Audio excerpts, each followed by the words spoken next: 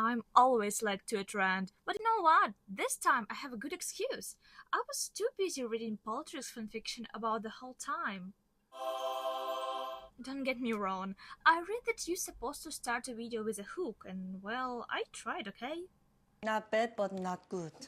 As you can guess, while I was super busy, K-pop Demon Hunter already managed to break all possible records and even earn a ton of awards.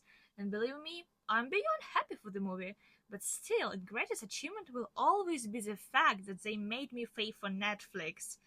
Like, capitalism won, which means I have to make a video about it, just for the balance of the universe. I'll be honest, I have a very biased attitude towards Netflix show, especially in light of some of my favorite franchise being adapted. Wings clap. However, after giving the show a chance and rewatching the movie for a first time, I finally ready to share my totally authoritative and really important opinion which no one has ever voiced before. So today we're gonna figure it out. Is this new Netflix show is just another story about the girls with a superpower, or maybe something more? Maybe even a sharp critique of the industry everyone adores it much. I'm Jelemia, and I guess it's time to begin because somehow it's too long for an intro. But before we dive into K-pop demon world, don't forget to like and subscribe. It helps my channel to grow and it helps me pay for Netflix. I'm not monetized yet, but maybe by the second part of the show it will finally happen. Also, this video will have spoilers, so if you haven't watched K-pop Demon Hunter yet, go and watch it now, cause what the hell are you waiting for? Just don't forget to come back to my channel, okay? Thanks again, and let's go. So, K-pop Demon Hunters is an animated movie about three idol girls who live a double life. Our main characters, Rumi, Mira, and Zoey, are members of the mega popular K-pop group Huntrix, and at the same time, the secret protector of the human world, or maybe just Korea. We don't know. Their mission is to hunt demons, defeat the supreme demon Gwima, and establish the Golden Moon. And yes, when I put it this way, it sounds ridiculous, but trust me, everything is fine. From generation to generation, a trio of hunters strengthens this barrier that separates the human world from a demon one, with their sons, of course, and dreaming of writing a powerful enough bomb just to turn the honeymoon golden and permanently close the path for demon to our world. Like, we have enough human-shaped evil here. And yet, unfortunately, that's pretty much all they tell us about the girls' power and their role as hunters. The idea sounds cool, but there is a problem. The movie throws the viewer into the thick of the action very quickly, explaining almost nothing. They briefly tell us that the Huntrix girls are chosen one and have a mission, and that's pretty much where the world building ends. Why them? How does their power works? Are they other hunters? The movie leaves this question almost unanswered, and if you were expecting a deep dive into mythology, I'm afraid you'll be disappointed. But let's not get ahead of ourselves. First thing first, let me introduce you our cutie patooties. Our main child, Rumi. Most of the movie's event revolves around her story and journey, so she is just a literal huntrix, vocalist, the perfect idol herself, a bit of Nepo baby, with her own skeletons in the closet trope, which we will have a chance to talk about later. Next, we're quickly introduced to the other members of the group. Mira is a lead dancer and a rebel who isn't afraid to challenge the system. She is straightforward, unique, and has a strong inner core. Zoe otherwise is a maknae, rapper, and a writer of the most Huntrix songs. She is sincere, so sweet and bright, but she clearly has some unresolved anger issue. I see you, sis. From very first minutes, you can feel that the focus is almost exclusively on Rumi. Her story arc is a skeleton of the entire plot, while Mira and Zora are given more secondary roles. This is probably due to the limited runtime. An hour and a half is clearly not enough to develop all three and build full-fledged world at the same time. But the hunter's backstory and even the dynamics of their relationship feel cut short. It's possible that the story was intended as a series, but was abruptly shortened into a movie format. I really hope that after the success of K-pop Demon Hunters, Netflix and Sony will decide to expand this universe and give more attention to Mira and Zoey in sequels. A little commercial break because I'm a bit like a manager too. I have to promote my Etsy shop. So, if you're in love with the girls from K-pop Demon Hunter, as I am, be sure to check my Etsy. Fresh stickers of our favorite characters have just arrived, and with every order, I'm giving away a cute little tiger sticker to protect your laptop or journal from evil demons or deadlines. Also, you can find a lot of other fun merch as well, like Winx and Monster High crossover and others. And also, important news, I continue to ship to the US. Like, Ukrainian post service somehow solved the tariffs issue. So, if you're a millionaire, billionaire, or just happen to love my art, I really recommend you to visit my shop by the link in description. The main event just kick off with the girls like a true superstar being late for their concert, and so absorbed in their meals they don't even notice Demon taking over the plane they're flying on. And here is one of the most unrealistic moments of the show. Like, why do you mean idols eating? It's just pure fantasy. Hi, Nayan. I can't criticize them though, like, I'm also endlessly in love with Ramyeon and Kimbap.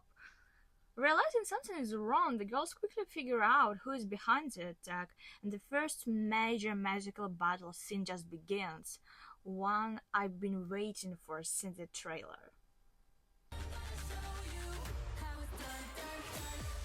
And this is where I really want to praise the movie. Like, all the songs we hear are true e-worms. They are melodic, catchy, and thought out down to the smallest details. And it's been almost 3 months since the first I watched the show, and I still can't get them out of my head. And judging by soundtrack's high ranking on the global charts, I'm not alone. They went that popular, so some Twitter stands are losing their shit because of K-pop Demon Hunter's success. It's really pathetic to watch, though I won't name the names, but if you know, you know, you just had to be there. Anyways, this song immediately sets the tone for the whole movie.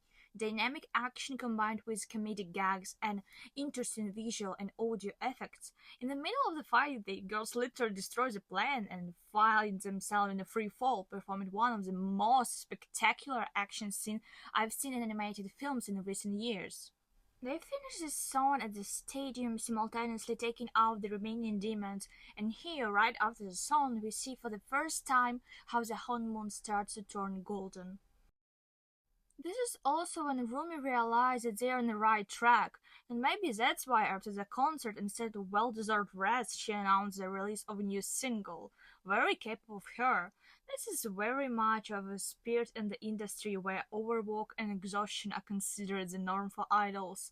I don't know if this was a slight shade of the industry, but I'm gonna count it as it. Rumi also has a personal motives, and according to the law of the genre, a child with a double life might have a third one. We find out that Rumi is a half demon who despises her own nature, and this isn't a new trope for the cinema, but if it organically fit into overall storyline, it can work. Rumi believes that if she establishes a barrier between the worlds, she can get rid of her demonic marks and finally live without fear of hiding. And don't tell me that creator didn't put a queer allusion into these marks, I won't believe this. The only thing that really bothers me, why Rumi is so sure that establishing the honeymoon will save her, but not destroy. The movie doesn't give an answer. I see potential here for a deeper dramatic conflict which unfortunately missing. What if Rumi voice loss during the promo isn't just from fatigue or doubt, but the consequences of her inner fear that her goal might cost her life? It also worth mentioning that Rumi was raised by Celine from childhood, the previous hunter who instilled in her hatred of demons and as a result a hatred of herself. This kind of motivation explains why she is so willing to sacrifice everything for the golden honeymoon, but still don't answer the previous question. And if we understand Rumi's motivation, how Mira and Zoe joined the team is still a mystery. The movie doesn't explain this at all, which once again highlights how cut short the story feels. Meanwhile, At the same time, we're taken to a demon world where Grima gives his subordinates a debriefing after another failed attack. And honestly, the biggest crime in my eyes isn't even trying to take over the world, but the fact that he has such a dangerously charming voice. Netflix, you know what were you doing when you cast Lee Bo-hyun for this acting? His voice is so charismatic that I completely understood anyone in this universe who gave in to his dark side. And yes, my apologies in advance if I botch the actor's name, like the Korean language probably deserves better than my pronunciation. Another confession is that I'm obsessed with the demon design. This is my personal hear me out moment, and especially the water demons. They're just pure art. Look at this dude. The artists were clearly having a blast, and just then, in the middle of the whole demon scene, a new character burst into plot. Bada bam bam bam bam bam. It's Jungkook from BTS. Just kidding. Almost, yeah. Well, actually, his name is Gino, a charismatic, slightly narcissistic demon who kicked his way into the plot to his own accompaniment. And here's a little insight. When Gino first appeared, I seriously thought that his storyline would follow the "Hi Rumi, I'm your father" pattern, but no, the creators decided to go a different route, and I'm kinda glad I was wrong. This gentleman decided to propose fighting the hunters with their own weapon, creating a demonic K-pop group, a so-called anti-Huntrix, that can steal fans from the girls and prevent the creation of the golden hormone. And actually, while the plan sounds a bit like a Wattpad fanfic, it really makes sense in this universe because if K-pop can save the world, why can't it destroy it too? Also, don't you think the scene with the Shaja boy are created looks like a final of a typical survival show? And look at their lethal evil face cards! After proving the success of their plan to Grima with the dramatic poses and sound effects, the Sacha boys and Gino get to work on their villainous scheme, while the girls are trying to heal Rumi's voice in a pretty questionable way. The Sacha boy go into hyper-productivity mode and debut with a song that single-handedly beats any summer song released by K-pop groups this season. However, let's get to know our antagonists better. The creators decided giving demonic group names was just too much, so each one assigned a stage name that immediately hints on archetypes that K-pop industry actively impose on their idols. We have Abby is an embodiment of a fan service where the camera accidentally stops right where it needs for commercial effect, and the industry has long understood that the on-edge aesthetics sell the best. And Romance is the type of idol who works for your attention. His gays just say, I'm only thinking of you, even though he's really thinking just about his contract. Baby, on the other hand, is a factory made protect me character, a little helpless, as cute as possible, so the fan feels like emotional support. He also reflects the tendencies in industry where companies abuse fans' love to infantilize idol, especially male one. Mystery is a classic mysterious type who actually just has an empty profile. All we see is a lack of information presented as dramatic depths. And finally, Gino is the main manipulator and leader. He combines all the tropes into one character, seasoned with demonic malevolence, but at least he has a real name. The girl, of course, didn't fall for their debut and immediately realize they were demons. But starting the fight in the middle of a crowd is kind of bad PR move, so the confrontation was postponed. In totally spice kind of way, girls play spice a little bit. Boys will be dun dun dun. But Gino seems to have the writers on a short leash and was one step ahead of their plan. Instead of the fight, Saja boys decided to delegate fight to their henchmen and calmly disappear. Rumi, however, decided she wasn't written into the script and followed Gino.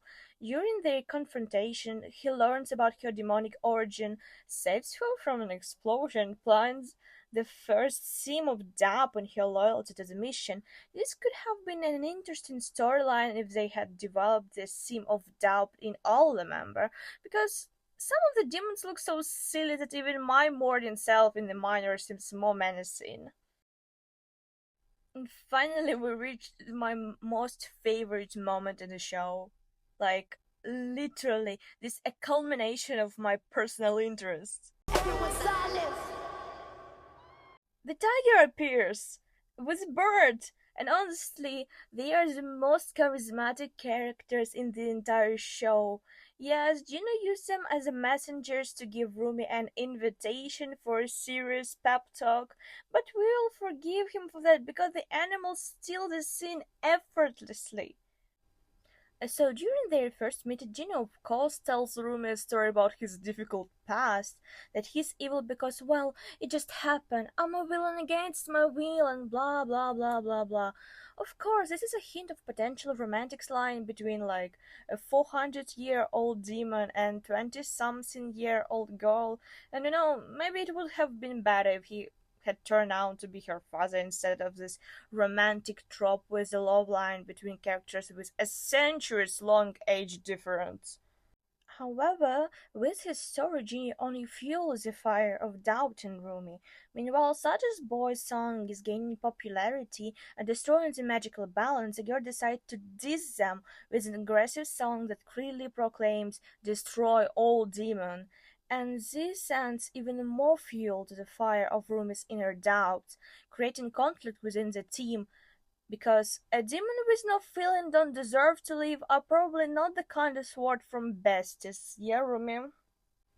Rumi begins to distance herself from the other member, her doubts about demons and Gino's true intentions deepen, but she's still not ready to abandon her mission. Meeting with Gino more and more, often Rumi hopes to convince him to join their side and help to save the world and himself. They sing a romantic song, of course, of how they can be free, and Gino promised to sabotage the success of such a boys.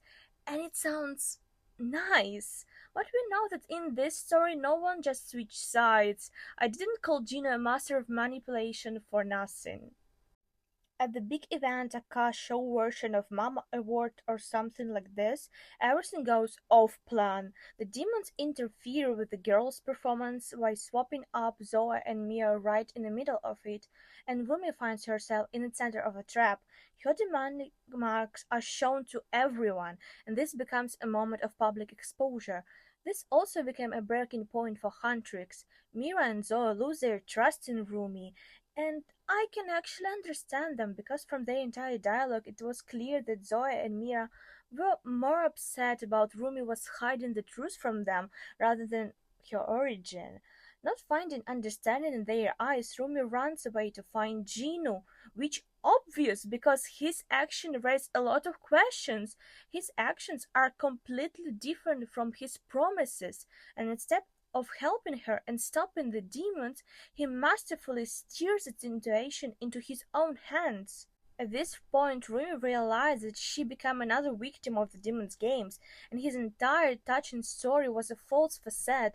Like, Gino used her secret as a key element of his plan, and not just a plan, but a demonic performance in which Rumi was never an ally, but a convenient tool from very beginning.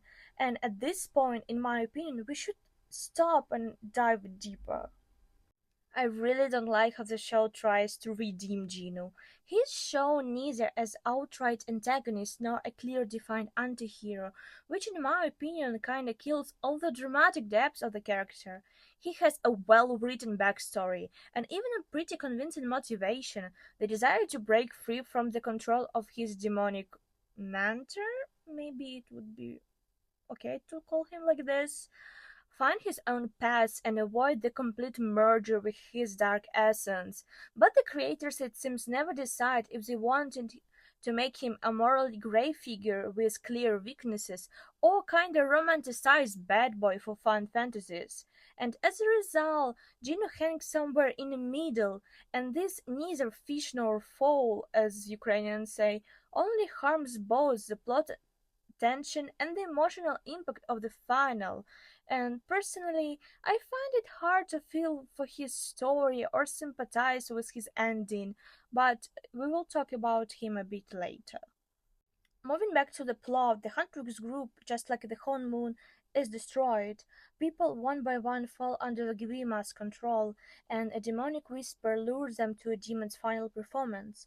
At the same time, Rumi returns to Celine, and honestly, this is the most difficult scene in the entire movie for me, because in Netflix teen movie, you least expect to see a frank topic of suicide, and here's it. And surprisingly, it presents it in a very straightforward way.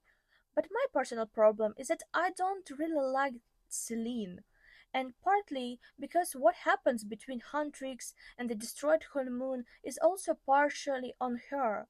Taking on the role of Rumi's guardian after her mother's death, Celine perhaps unconsciously instilled in her hatred of herself, and as a result, Rumi doesn't know how to accept her own nature. She is unable to trust her surroundings and those who genuinely care about her, and that's why she fell for Gino so easily, because he, at least at first glance, understood her.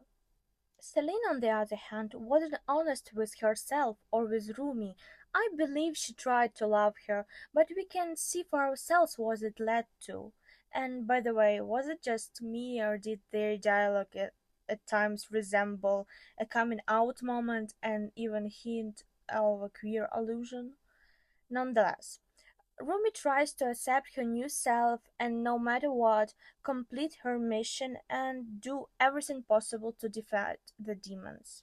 Joining the people around her, she heads to the Suggest Boy concert, who are already fully performing their new track, which in all its glory in detail explains how the demons will take away the souls. And my biggest complaint about this scene is only that they cut the part with the Latin verse.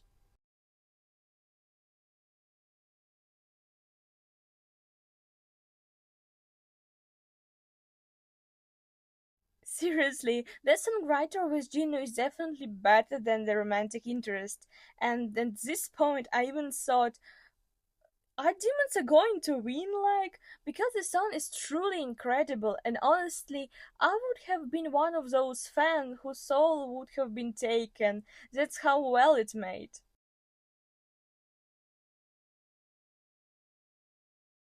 Luckily, Rumi appears just in time. Grima makes this classic supervillain mistake and gives dramatic lecture of him being bad and win everything because he's bad, bad, bad. Oh well, too bad for him. Remember how a moment ago I just said that Demon Song was my favorite? Forget it. Because here it is, the final Huntrix song. And this is the very song that was supposed to engine Honmoon. It's the culmination of characters' entire journey, their experience, defeats, and victories. And of course, guys try to ruin Girl's moment, but it's clear they underestimate them. And in the heat of the battle, Gino suddenly sacrificed himself to save Rumi from Gwima attack. And in my opinion, this moment kinda didn't work. There wasn't enough explanation for his motivation. Literally, just a few scenes ago, he did everything to sabotage Rumi and destroy everything she had. And now somehow he is a hero ready to die for her. Make it make sense. But anyway, Gino gives Rumi his soul and uses it to strengthen Rumi's sword, and I really hope we see a lion sword in the show sequel, because if not, it will be the biggest lost opportunity.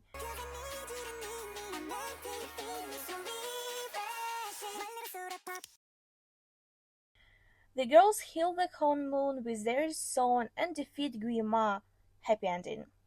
The final scene acts as a hook for a sequel, so let's summarize my impression of the movie. So, K-pop Demon Hunter, as I already mentioned in my previous video where I just review Winx Club Reboot, is an example of successful animated product whose creators clearly understand what they are making and for whom. And I would be lying if I said I didn't like the show. I watched it 4 times and 1 time specifically for this review. Yes, with each viewing, I have more and more questions about the plot and world building, but that doesn't make the show worse. On the contrary, it only reinforces my point that K-pop Demon Hunter would have worked much better as a series where more detail could have been revealed. The show tries to balance the satire and fan service, but this just balance doesn't always work in favor of critique. In first scenes we show strict training, management control, and the dangerous obsession of fans. There are clear attempts to show the dark side of the industry. The demons here can easily be read as a metaphor for exploitation of idols, and the scene of Rumi public exposure can be seen as an allusion to how show business and fans destroy artists for the slightest scandal. But these sharp moments often get lost in the whirlwind of dynamic action and jokes. The sharp edges are smoothed out to avoid alienating the fan base.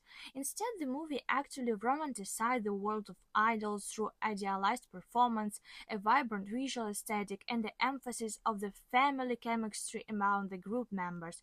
As a result, critical note take a backseat, giving way to spectacle of the stage glamour. This creates a certain duality. On the one hand, there is a hint of exposing the harsh mechanism of the K-pop industry, while on the other, the show just reinforces a very idealized image that this industry actively sells, and the viewer is left without a clear message. Is it a sharp satire or a fairy tale with a demonic sauce about beautiful and talented idols? However, if you look deeper, a very existence of this movie in a way highlights and expose the essence of the modern K-pop community. It has a moment that may not even have been intended by the creator as a critic, but it works wonderfully as a metaphor. The success of a song of K-pop Demon Hunter is visualized almost in the real life. Fans obsessively track the charts, arrange endless stream parties, are even ready to launch a massive wave of hate just because some new idols, in this case fictional animated characters, suddenly surprise their favorites. But unfortunately, this looks funny only on first glance. In reality, we see how deeply rooted this culture of competition in K-pop, when the most important thing is not the music or creativity, but the place in the ranking. In the world of fans, any success of outsiders, even if they are fictional characters from movies, is perceived as a personal insult and a threat to the status of their favorites. After watching, I also have several questions. Who is Rumi's father? Is he alive? Why is her demonic power so strong? After all, at the beginning, she fought Gina on equal footing, even though he had like 400 years of demonic experience. Also, who supported the Hunmoon before Huntrix appeared? Maybe in future parts we'll get at least some of hints about this. I'd also like the plot to give more attention to Zoe and Mira, making them full-fledged main character and not just supporting figures for Rumi's story development. I personally need a spin-off about Bobby because this man just melted my heart. I even do not mention this man in my review because I love him too much and feel jealous. Short kings should get more respect, and also more scenes with a tiger and a bird, like who now it seems like a children of the divorce after being taken care by Rumi. Despite all my questions, minor complaints, as a desire to see more details, K-pop Demon Hunter still leaves a warm impression. It's not a perfect show, but it's brave, vibrant, and importantly, completely sincere in its love for the world it portrays. You can see the creators didn't just take a popular scene but also put their heart into it. In every frame, you can feel the attention to the colors, dynamic, and characters, and the girls' performances are genuinely captivating, so much that you catch yourself thinking, I would want to go to their concert too. Yeah, sometimes serious topics just get lost in this of grammar, but maybe It's very mix that makes a movie so appealing to a wide audience. It gives idol fans a feeling of home, a familiar atmosphere, and at the same time offers slightly sharper subjects that can be noticed with a more careful viewing. That's why I'm genuinely happy that this project exists. It not only entertains, but also even unintentionally provokes thought, and that's more than can be said for most similar works. If you haven't seen K-pop Demon Hunter yet, give it a chance, even if you're not a fan of K-pop industry. Thanks you for watching this video. Don't forget to like and subscribe, and I'm waiting for your opinion of this show in the comments. Next video gonna be my review of Winx Club reboot if I gonna survive through this mess. So see you in the next video, my favorites.